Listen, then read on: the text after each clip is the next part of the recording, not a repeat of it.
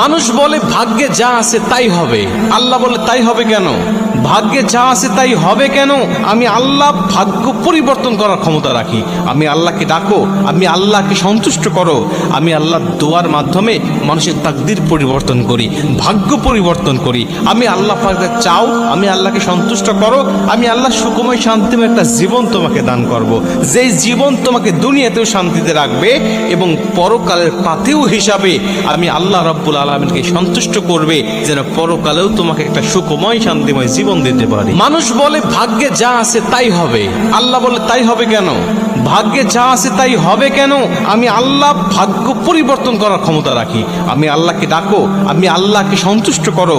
আমি আল্লাহ দোয়ার মাধ্যমে মানুষের তাকদির পরিবর্তন করি, ভাগ্য পরিবর্তন করি। আমি আল্লাহ পাকে চাও, আমি আল্লাহকে সন্তুষ্ট করো, আমি আল্লাহ সুখময় শান্তিময় একটা জীবন তোমাকে দান করব, যেই জীবন তোমাকে দুনিয়াতেও